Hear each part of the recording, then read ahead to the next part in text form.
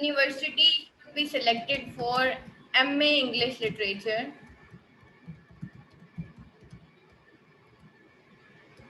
क्योंकि जो पंजाब में रहते हैं ना स्टूडेंट्स, उनके पास ऑप्शंस होती हैं पंजाब यूनिवर्सिटी की, यूनिवर्सिटी ऑफ सरगोदा की एंड GCUF। ये 3 यूनिवर्सिटीज़ हैं जो मेजर हैं, जो अपर पंजाब को करती हैं। सबसे पहले मैं आपको एक चीज़ बता दूं कि यूनिवर्सिटी सेलेक्ट करते हुए ये देख लें कि टोटल चांसेस कितने हैं।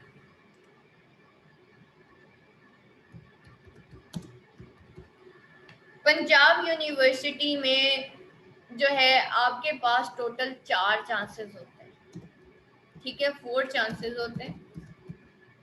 पर ईयर 2 दफ़ा पेपर होते हैं, 2 टाइम्स पेपर होते हैं।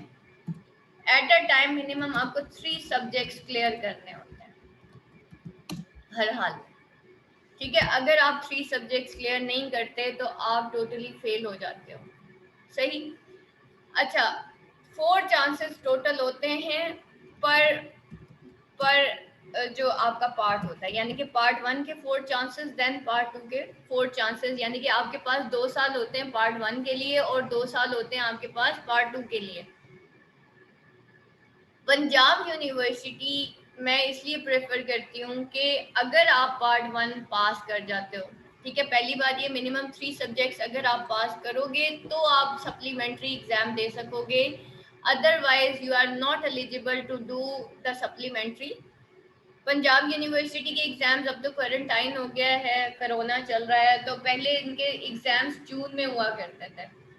जो बच्चे मिनिमम 3 सब्जेक्ट्स क्लियर करते थे उनका जो सब्जेक्ट सप्लीमेंट्री पेपर्स होते थे फिर वो जनवरी में होते थे।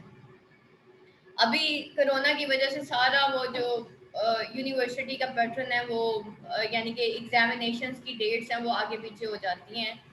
अदरवाइज इनका कंफर्म था कि इसी तरीके से, लेकिन अगर आप 3 सब्जेक्ट्स पंजाब यूनिवर्सिटी में क्लियर नहीं करते तो फिर आपको नेक्स्ट ईयर जून तक वेट करना होता है और फिर आप दोबारा से रीअपेयर होते हो। और फिर लेकिन अगर आप 3 पेपर्स मिनिमम क्लियर कर जाते हो तो आप एलिजिबल हो जाते हो सप्लीमेंट्री एग्जाम्स के लिए और फिर आप वहाँ पे पेपर दे सकते हैं सप्लीमेंट्री के। अच्छा, उसके बाद जो एक और क्वेश्चन रेज होता है अबाउट कि फॉर एग्जांपल देखें जो लड़कियां हैं उनको मैं कहती हूँ पंजाब से कर लें। उसकी रीज़न सबसे बड़ी ये होती है कि लड़कों के लिए इतना इश्यूज नहीं होता, बच्चियों की बाज़ औक़ात पढ़ते पढ़ते बीच में शादी हो जाती है, या जो मैरिड खवातीन होते हैं उनके डिफरेंट हेल्थ इश्यूज होते हैं, डिफरेंट पर्सनल इश्यूज होते हैं, या सोन जो भी है। पंजाब यूनिवर्सिटी हमें का ये बेनिफिट है, अगर आपका पार्ट 1 क्लियर है, अगर आपका पार्ट 1 क्लियर है तो आपको नेक्स्ट 5 इयर्स मिलते हैं, आपका पार्ट 1 सेव हो जाता है और अगले 5 सालों में आप पार्ट 2 कर सकते हो। बाकी यूनिवर्सिटीज आपको ये ऑप्शन नहीं देती, ठीक है। अब यूनिवर्सिटी UOS में लिख देती हूँ, यूनिवर्सिटी में टोटल चांसेस जो हैं पार्ट 1 के 3 होते हैं, ठीक है, और पार्ट 2 के 4 होते हैं, ठीक है। जब आपका जैसे ही पार्ट 1 क्लियर हो जाता है ना, आपके पार्ट 2 के चांसेस काउंट होना शुरू हो जाते हैं। अब अगर आपने एडमिशन नहीं भी भेजा, आपका पार्ट 2 का एक चांस गया, ठीक है। इस तरह से दूसरा भी गया। और अगर आप 2 इयर्स में आफ्टर पासिंग UOS का पार्ट 1 आप जो है नहीं करते क्लियर, आपका पूरे का पूरा गया। फिर पंजाब यूनिवर्सिटी में जो है एग्रीगेट सिस्टम नहीं है। पंजाब यूनिवर्सिटी में ये है कि 40 नंबर वाला पास होगा, जो बच्चा 40% मार्क्स ले जाता है वो पास हो जाता है, ठीक है। जबकि यूनिवर्सिटी ऑफ सरगोदा में एग्रीगेट सिस्टम है, एग्रीगेट, ठीक है।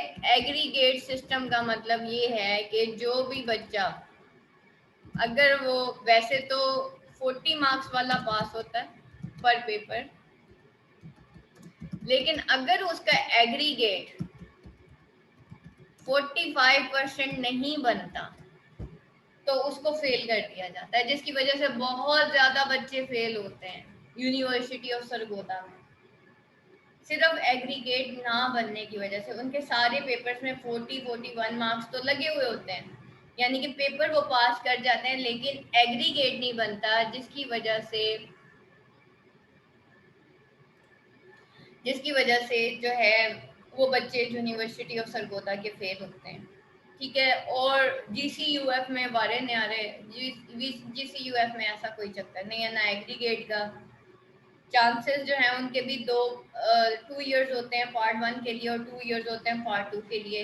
लेकिन पंजाब यूनिवर्सिटी का मुझे ये पेपर पैटर्न बड़ा पसंद है कि ये लोग जो है ना पार्ट 1 आपका सेव हो जाता है, पार्ट 2 के चांसेस काउंट ही नहीं होते जब तक कि आप नेक्स्ट एडमिशन नहीं भेजते, और उसमें इवन अगर आप अपेयर भी नहीं हुए ना, आपका चांस काउंट नहीं होगा। यूनिवर्सिटी ऑफ सरगोदा में चांसेस काउंट होना शुरू हो जाते हैं अगर आपने फीस भर दी है तो। ठीक है, अगर फॉर एग्जांपल पंजाब में ये है कि आपने फीस भर दी है लेकिन आप पेपर में अपेयर नहीं हुए, आपका चांस काउंट होगा ही नहीं, आप होली फेल हो गए, आपके तब भी चांसेस 0-0। ठीक है, आप 2 पेपर आपने पास किए, 3 नहीं हुए, आप एक के दोबारा से जब आप नेक्स्ट ईयर पेपर दोगे ना तो आपका पहला चांस ही काउंट होगा। ठीक है, क्योंकि लास्ट चांस में आप होली फेल थे। चांसेस तब काउंट होना शुरू होते हैं जब कम से कम मिनिमम 3 सब्जेक्ट्स आपके क्लियर होते हैं। ठीक है, और दूसरी मुझे इनकी सबसे अच्छी बात ये लगती है, जस्ट लाइक मैं आपको अपना भी एक्सपीरियंस बताऊं कि मैंने पार्ट 1 किया था 2012 में, और उसके बाद 2013 में मेरी बेटी पैदा हुई थी, जिसकी वजह से मैं एग्जाम्स नहीं दे पाई थी। मेरे जून में मेरी बेटी पैदा हुई थी, ठीक है, और मैं एग्जाम्स नहीं दे पाई। ठीक, और उसके बाद मैंने गैप लिया था 4 इयर्स का, बिकॉज मुझे पता था मेरे पास जो है वो 4 इयर्स 5 इयर्स हैं। तो मैंने वेट किया कि मेरी बेटी थोड़ी सी बड़ी हो जाए, समझदार हो जाए, then I will appear in exams. तो मैंने फिर 2016 में पार्ट 2 के एग्जाम्स दिए थे। ठीक, तो पार्ट पंजाब यूनिवर्सिटी में आपके पास ये ऑप्शन आ जाती है कि भाई आप अपने जो भी मैरिड लाइफ है उसके हिसाब से आप अपना पेपर एडजस्ट कर सकते हो। बाकी यूनिवर्सिटीज़ आपको ये ऑप्शन नहीं देती। ठीक है, on the other hand overseas Pakistanis के लिए मैं एक चीज़ बता दूं कि पंजाब यूनिवर्सिटी की एम्बेसी भी होती है। जो ओवरसीज पाकिस्तानीज हैं वो भी मेरे पास पढ़ते हैं और वो बाहर से एग्ज़ाम्स देते हैं, एम्बेसी के थ्रू एग्ज़ाम्स देते हैं, और पंजाब यूनिवर्सिटी की एम्बेसी बाहर भी है। स्टूडेंट पंजाब यूनिवर्सिटी के थ्रू इंटरनेशनली भी एग्ज़ाम्स दे सकते हैं, चाहे वो किसी भी मुल्क में हो। हर मुल्क की अपनी एम्बेसी होती है और वो पंजाब यूनिवर्सिटी से एग्ज़ाम्स दे सकते हैं। अब अगर किसी का कोई क्वेश्चन है एनीथिंग एल्स, वो मेरे से पूछ सकते हैं। एमए इंग्लिश का बेटा लास्ट चांस है कि नहीं है अभी कुछ पता नहीं है। ठीक है, जहाँ तक मुझे अंदाज़ा है कि प्राइवेट एजुकेशन कभी ख़त्म नहीं हो सकती। जैसे बीए को इन्होंने, उसकी पुरानी डिग्री बीए थी, अब जो न्यू डिग्री है उसको एसोसिएट बीए कहा गया है। इसी तरीके से एमए का भी यही होगा कि डिग्री का नाम में भी चेंज हो जाए या शायद वो भी यही रहेगा, और सिलेबस भी सेम वैसे ही है। तो बेटा कभी भी ये जो प्राइवेट यूनिवर्सिटी है ये या प्राइवेट एजुकेशन है ये कभी ख़त्म हो ही नहीं सकती। ठीक है, प्राइवेट कितने पाकिस्तान में स्टूडेंट्स हैं जो कि रेगुलर नहीं पढ़ सकते। ठीक है, तो इस वजह से वो जो लास्ट चांस की बात हो रही है ना, वो जैसे इन्होंने बीए की दफ़ा किया था शायद एमए की दफ़ा भी यही लोग यही करेंगे। ठीक, और किसी का कोई क्वेश्चन? मैम मैक्सिमम इस बार कब तक एग्जाम्स होंगे हमारे? रिजल्ट आने के 3 मंथ्स बाद। अभी रिजल्ट आ रहा है जून में। ठीक है, तो उसमें उसके फौरन बाद जैसे ही कोरोना कोविड जो है वो ख़त्म होता है, अभी यूनिवर्सिटीज़ तो ओपन होना शुरू हो गई हैं, एडमिन ऑफिस ओपन होना शुरू हो गए हैं, और ऑब्वियसली अच्छा पंजाब यूनिवर्सिटी की डिग्री ज़्यादा होती है एज़ कम्पेयर। जी बिल्कुल, पंजाब देखिए मुझे जो लेक्चरशिप ऑफर हो रही थी ना वो पंजाब यूनिवर्सिटी की बेस पे ही हो रही। ठीक है, जब उन्होंने ये देखा कि इस बंदी ने फर्स्ट अटेम्प्ट में ही पार्ट 1 जो है वो क्लियर किया हुआ है, मैंने उनको कहा भी था मेरा पार्ट 2 अभी वेटिंग पे है, लेकिन सिर्फ पंजाब यूनिवर्सिटी के नाम पे और ऑब्वियसली आपकी सॉफ्ट स्किल्स उसके नाम पे आपको कम्युनिकेशन स्टाइल बड़ा मैटर करता है, हाउ टू डिलीवर, आपके अंदर कन्विंसिंग पावर कितनी ज़्यादा है, ठीक है, ये सारी चीज़ें बड़ी मैटर करती हैं। फिर आपके अंदर ये गट्स हैं कि आप एक टीम के साथ काम कर सकते हैं, बट आपके अंदर अगर सब्र नहीं है तो आप टीम के साथ काम नहीं कर सकते।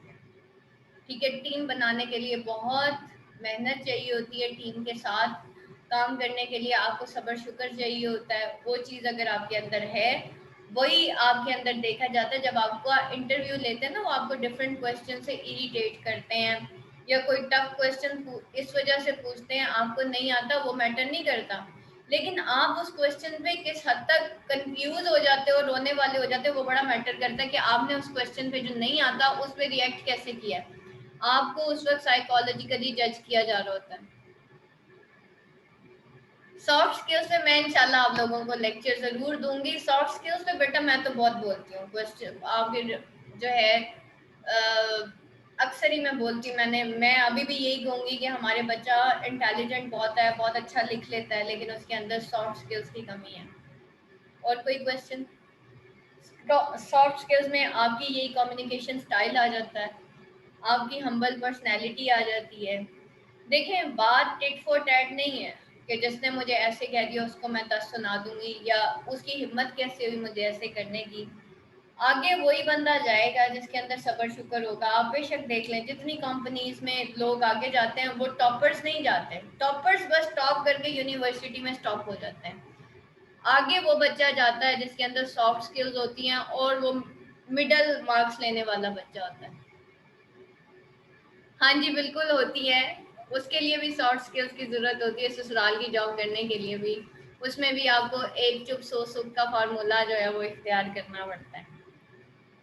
ठीक है, उसमें आपको एक चुप और वन डे, जैसे मैंने कहा ना, नबी पाक सल्लल्लाहु अलैहि वसल्लम ने 23 साल तक जो है तलवार नहीं उठाई थी। जब तक हम अथॉरिटी में नहीं आ जाते, जब तक एक टाइम नहीं गुजर जाता, देखिए इज्जत आपको कोई भी प्लेट में नहीं रख के देता।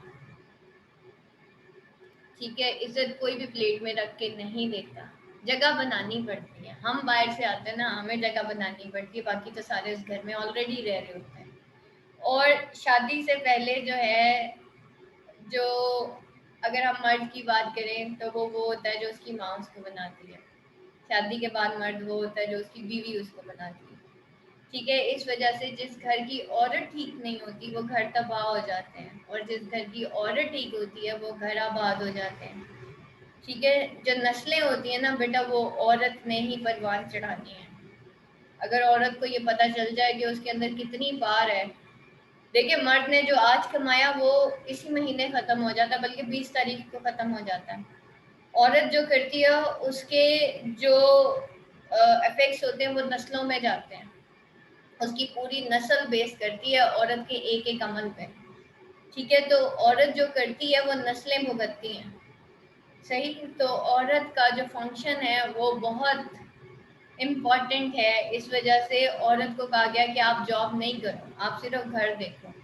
इस्लाम में फर्ज नहीं है ना, कर सकती है, मना नहीं है, लेकिन मर्द को कहा गया तुमने कमाना, और औरत को कहा गया कि तुमने औलाद की तरबियत करनी है ताकि फैमिली आगे चल सके। यहाँ पे हम लोग कहते हैं मर्द भी कमाए और औरत भी कमाए, और जी हम दोनों मिलके, पैसा ना हुआ तो घर नहीं चलेगा, तरबियत ना हुई ना बच्चों की, तो आप एक 40-45 साल तक दोनों माँ बाप की जो टांगे हैं वो दुख जाती हैं, हड्डियां घिस जाती हैं। उसके बाद आपकी औलाद आपके साथ जो करती है ना, वो जो आपने तरबियत की होती है ना, वो काम आती है। पैसा काम नहीं आता, पैसा तो वो सारा लग जाना है उसके ऊपर, आपकी सेहत के ऊपर, और मेंटल जो आपकी हेल्थ है ना वो आपके